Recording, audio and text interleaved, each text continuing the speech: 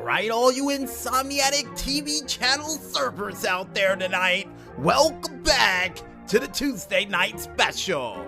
And we almost forgot to mention for that review for Monday Night Raw, folks, that R-Truth is currently a record holder and has set a new record for the most amount of titles earned and would be now a 29-time 24/7 champion as of this past week due to a live event where the championship would even be held by Mike Rome, the guy who was a ring announcer and had his hair turned white for about a good 2 weeks.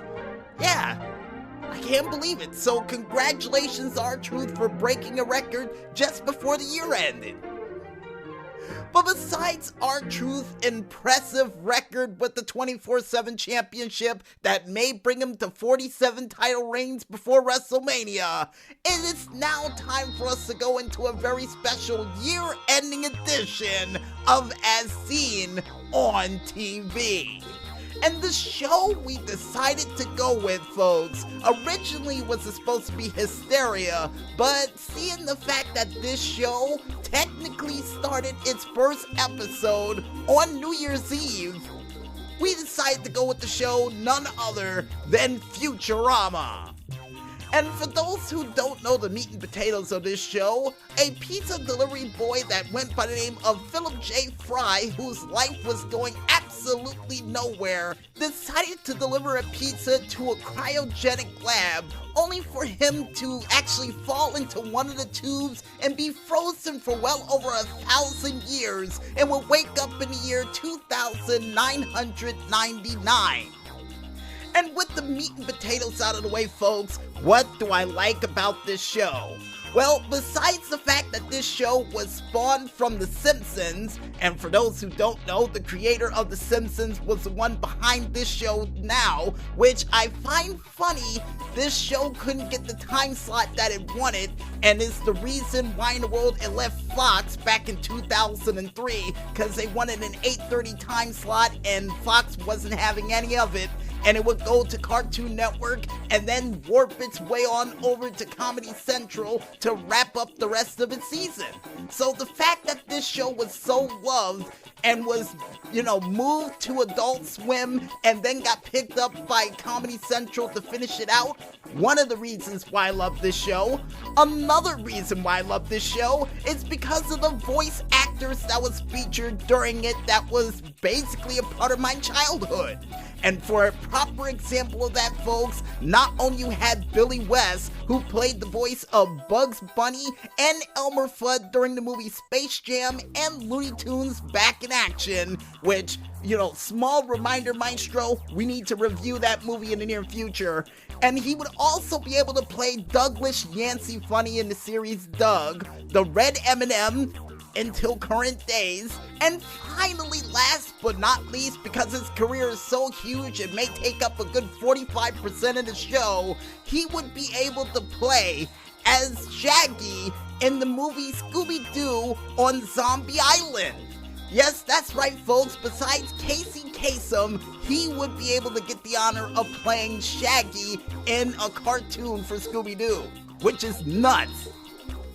And then besides him, if you thought that resume wasn't impressive enough, you also had Kathy Segal, who not only played during an episode of Tales from the Crypt, but was also featured as Peggy Bundy, a part of the classic show of Married with Children. Yes, that's right, ladies and gentlemen, and besides that, she would be also featured as the den mother and the mother to Jack in the series of Sons of Anarchy, and would also be featured as a witch during the short-lived FX show of The Bastard Executioner, which should have had more episodes, but then again, due to the low view count, it sort of just died after, 10 episodes? 10 or 20, I forgot the number, but either way, a short-lived show.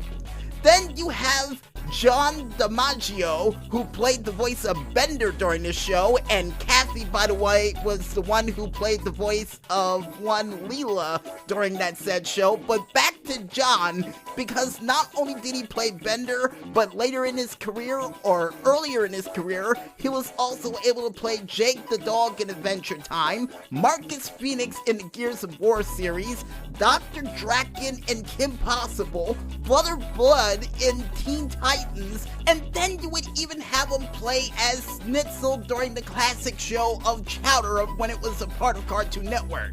And the fact that I didn't recognize him with that headband on when he was in that live episode of no animation featured for that one episode of Chowder, I should have known it was him. But to continue the laundry list of stars for this show, folks, you also have Maurice LaMarche, who not only played Orson Welles during this show, Lur from Omicron Posei 8, and even Kif and Calculon during this show, but would also be able to play in other shows, Brain from Pinky and the Brain, Egon, the smart Ghostbuster who was featured not only in the real Ghostbusters, but in the Extreme Ghostbusters.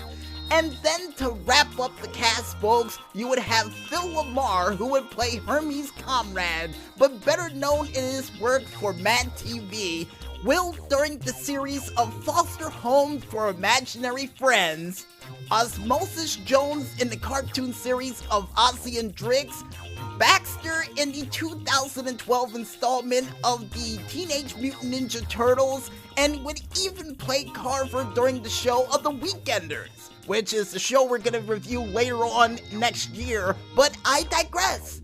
And another reason I love this show so much is because of the silliness and the comedy that it would be able to provide every single episode.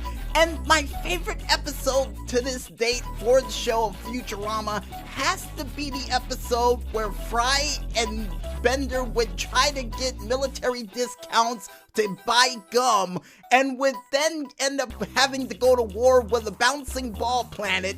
And my favorite line from that episode still to this day was, "Oh, so we can just go ahead, sign up for the military and play you guys for chumps. Yeah, just sign on the dotted line here, fellow patriots, unless war were declared."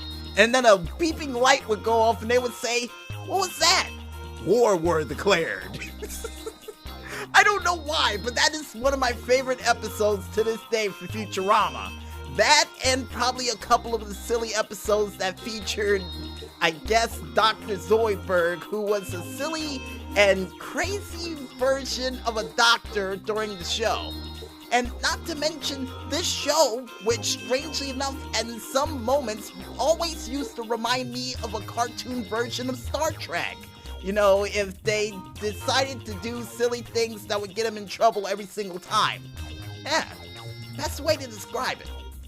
And despite hopping over to many networks, folks, this show would be able to last from March 28th of 1999 all the way until September 4th of 2013, with well over 140 episodes spanned over 7 seasons for this said show.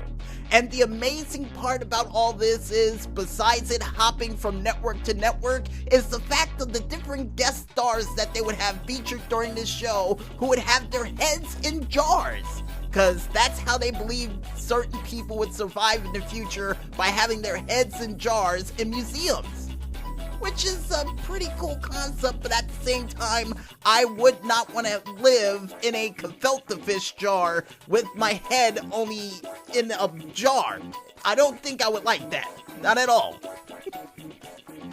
And with that said, folks, and seeing the fact that we don't know how to review shows along the lines of TV Guide or any of those other TV reviewers out there, we say this. If you want to watch a show that involves a pizza delivery boy going on to become another delivery boy in outer space, going on weird adventures throughout the galaxy only to be stopped by several different people, and all at the same time while preventing the world from coming to an end, in movies that we completely forgot to mention in this series, then I'd recommend you go out there, pick up your TV channel remote, and watch that show. Because I'm pretty sure it is still on for Comedy Central and for Sci-Fi. And I got a feeling besides the Twilight Zone marathon they're going to show tonight, they may show a marathon for Futurama. because for those who don't know, the show is well over 20 years old as of this past March. So, happy birthday, Futurama!